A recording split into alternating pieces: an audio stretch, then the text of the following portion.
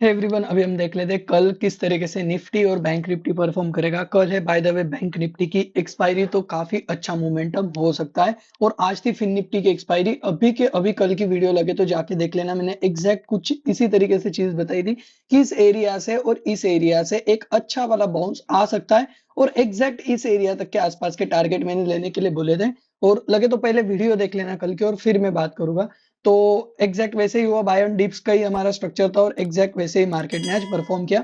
अभी हम देख लेते हैं कल किस तरीके से बैंक निफ्टी परफॉर्म करेगा।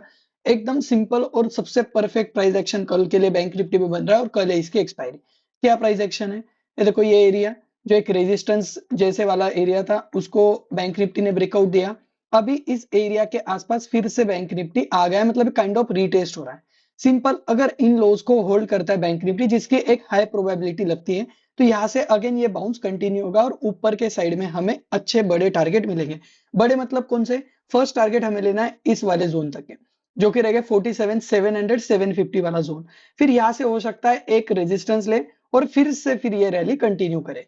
तो फर्स्ट टारगेट हम ये लेंगे। फिर यहाँ से एक रेजिस्टेंस के बाद फिर से अगर पुल बैक मिल रहा है तो अगेन हम इस रैली में पार्टिसिपेट करेंगे। अगर इस एरिया को बैंक निफ्टी होल्ड नहीं करता है, यहाँ पे कंसोलिडेशन करता है या फिर इसके नीचे गैप डाउन हो जाता है, गैप डाउन होने के बाद रिवर्सल होके कुछ इस तरीके से रिवर्सल दे रहा है, या फिर गैप डाउन का कंटिन्यूएशन हो रहा है, तो हमें इन लोज के आसपास के टारगेट लेने, जो कि आते 47,350 के।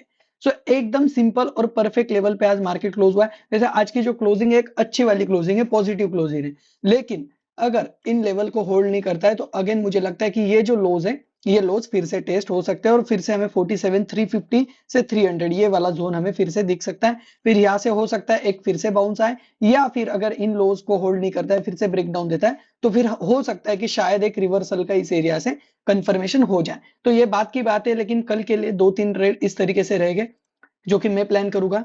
इस एरिया से एक बाउंस के लिए ट्रेड लिया जा सकता है। अगर गैप डाउन ओपन हो जाता है तो इस एरिया से अगेन इस लोग्स के लिए और इस लो के लिए टारगेट लिया जा सकता है।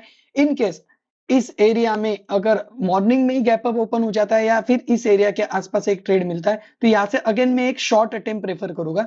सीधा लॉन्ग नहीं जाऊंगा, एक शॉर्ट अटेम्प्ट प्रेफर करूंगा।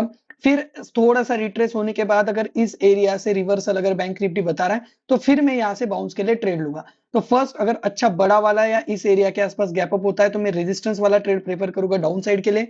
फ्लैट या फिर इस छोटा मोटा गैप डाउन इस एरिया में होता है तो यहाँ से एक बाउंस के लिए ट्रेड लिया जा सकता है।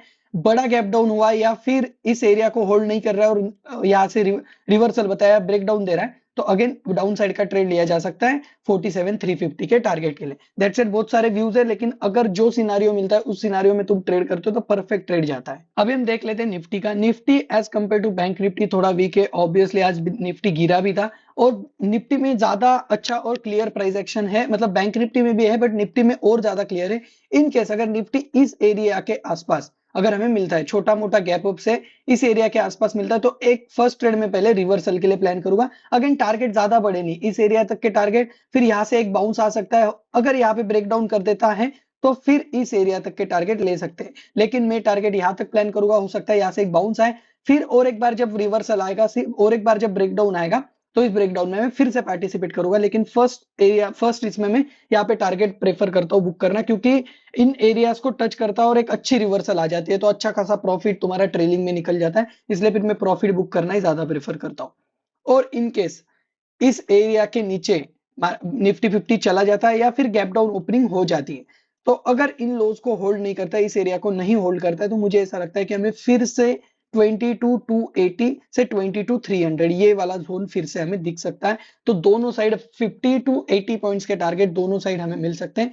और मतलब फर्स्ट ट्रेड रहेगा, अगर यहाँ से मिला तो हम रेजिस्टेंस वाला लेंगे, अगर गैप डाउन मिला तो डाउन साइड वाला लेंगे। क्यों मैं डाउन साइड का ट्रेड ज्यादा प्रेफर कर रहा हूँ निफ्टी में as compare to bank Nifty? क्योंकि निफ्टी लग रहा है वीक, बट निफ्टी में अगर बुलिश ट्रेड लेना है, अगर कल साइडवेज ओपन होता है और काफी अच्छे टाइम तक अगर यहाँ पे कंसोलिडेशन करता है, निफ्टी ज्यादा टाइम बिताता है इस एरिया में, तो फिर डेफिनेटली यहाँ से एक बाउंस आएगा। अगेन इन लोज को होल्ड करना चाहिए सब्जेक्ट टू कंडीशन। तो अगर इन लोज को होल्ड करके इस एरिया में अच्छा टाइम बिताता है तो अगेन एक अच्छा बाउंस आएगा, जो हमें इस एरिया तक के टारगेट और हो सकता है इस एरिया तक के टारगेट भी दे दे। तो इस तरीके से रहेगा कल के लिए प्राइस एक्शन। वीडियो अगर नहीं समझे तो फिर से एक बार देख लेना, हर साइड का और हर एरिया का मैं ट्रेड देता हूँ, जिस भी एरिया में ट्रेड बनता है उस एरिया में तुम्हें ट्रेड लेना है। बाय बाय, टेक केयर, ध्यान रखें। ऐसे वीडियोस के लिए चैनल को सब्सक्राइब करें और टेलीग्राम चैनल को भी तुम ज्वाइन कर सकते हैं। Bye bye, take care.